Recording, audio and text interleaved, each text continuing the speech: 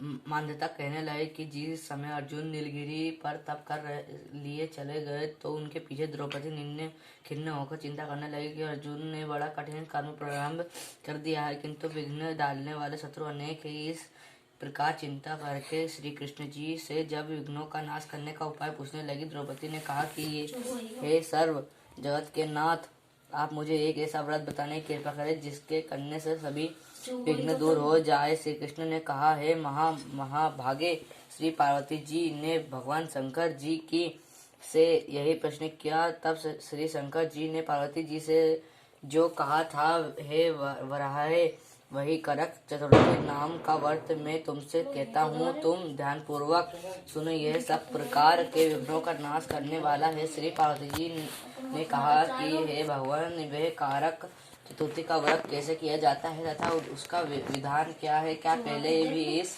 व्रत को किसी ने किया है? शंकर भी बोले, पार्वती, अनेक प्रकार के रत्नों से शोभायमान चांदी और सोने के भवनों से भरे विद्वान पुरुषों से सुशोभित लोगों को वश में करने वाली दिव्य स्त्रियों से शोभायमान, जहाँ पर सदैव हुई वेद ध्वनि होती है, ऐसे स्वर्ग से भी मनोहर परम रमणीक शुक्र प्रस्थपुर दिल्ली शहर में एक वेद शर्मा नामक ज्ञानी ब्राह्मण रहता था। उसकी पत्नी का नाम लीलावती था। उसको महापराक्रमी सात पुत्र और संपूर्ण लक्षणों से युक्त वीरवती नामक एक कन्या उत्पन्न हुई। उसकी आंखें नील कमल के समान और मुख चंद्रमा के समान था। उसके विवाह के योग्य समय आ जाने पर वेद शर्मा ने एक वेद शास्त्र के ज्ञाता विद्वान ब्राह्मण के साथ उसका विवाह कर दिया। उसके पश्चात वीरवती ने अपने भाइयों की पत्नियां भौजाइयों समेत गोरा का व्रत किया। फिर कार्तिक कृष्ण चतुर्थी के दिन व्रत वापस कर सायकाल में स्नान कर सभी ने भक्ति भाव को वट वृक्ष का चित्र बनाकर उसके नीचे शंकर जी, गणेश जी और स्वामी कार्तिकेय के साथ पार्वती जी का चित्र बनाया और ओम नमः शिवाय इस मंत्र से गंध पुष्प और आच्छादी से गौर जी का पूजन किया। फिर शिवाजी, गणेश जी तथा षडानन का अलग अलग पूजन करते हुए पकवान अक्षत दीपक से युक्त 10 करवा और गेहूं के पिसान और गुड़ के बने हुए पकवान तथा और भी अनेक प्रकार के फलादि योज्य पदार्थों का अर्पण करते अर्घ्य देने के लिए चंद्रोदय की प्रतीक्षा करने लगी। इसी बीच वीरवती वाला भूख प्यास की पीड़ा से मूर्छित होकर पृथ्वी पर गिर पड़ी। तब उसके सब भाई बांधव रुदन करने लगे। फिर वीरवती का मुख धोकर पंखे से हवा करके उसको ढाढ़स बधाने लगी कि अब चंद्रमा उदय होने ही वाला है। उसका एक भाई युक्त होकर एक महान वटवृक्ष पर चढ़ गया। बहन के प्रेम से दुखी भाई ने जलती हुई लुकारी देकर चंद्रमा के उदय होने का बहाना कर दिखाया। वीरवती ने चंद्रमा का उदय जानकर दुख का त्याग करके विधि विधान से अधर देकर भोजन कर लिया।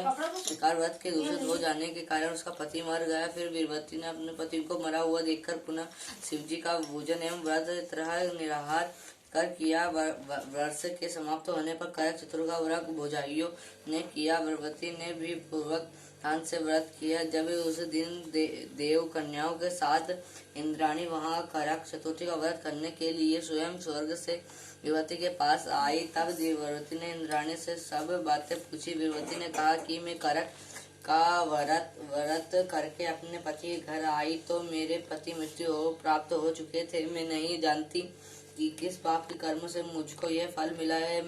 मातेश्वरी, हमारे भाग्य से आप यहाँ आ गई हैं, सो मेरे पति को जीवित करके मुझ पर कृपा कीजिए। इंद्राणी ने कहा कि सौभाग्य गत वर्ष जो तुमने अपने पिता के घर में एक करक चतुर्थी का व्रत किया है था, जो बिना चंद्रमा के उदय हुई ही तुम्हें अधैर्य दे दिया था, इसी से व्रत दूषित हो गया और तुम्हारा पति मृत्यु को प्राप्त हो गया। अब तुम यत्न के साथ इस करक चतुर्थी का व्रत करो। तत्पश्चात इस व्रत के प्रभाव से मैं तुम्हारे को जीवित कर दूंगी। श्री कृष्ण जी कहने लगे कि यह द्रौपदी इंद्राणी के वचन सुनकर द्रौपदी ने विद्यापूर्वक उस व्रत को किया। इस प्रकार उसके करक चतुर्थी का व्रत करने से इंद्राणी से प्रसन्न होकर जल के द्वारा अभिषेचन कर उससे पति को जीवित कर दिया। वह देवता का समान हो गया। इसके पश्चात वीरवती अपने पति के साथ घर आकर आनंद पूर्वक रहने लगी। वीरवती के व्रत के प्रभाव से उसका पति धन धान्य पूर्वक तथा आयु को प्राप्त हुआ, इसलिए तुम भी इस व्रत को यत्न पूर्वक करो। सूत जी कहने लगी कि हे ऋषियों, इस प्रकार श्री कृष्ण जी वचनों को सुनकर द्रौपदी ने इस करवा चौथ को व्रत को किया, जिसके प्रभाव से संग्राम में कौरवों पर विजय प्राप्त करने अतुलनीय राज्य को प्राप्त किया, जिससे उसका दुख सब दुख जाता है रहा।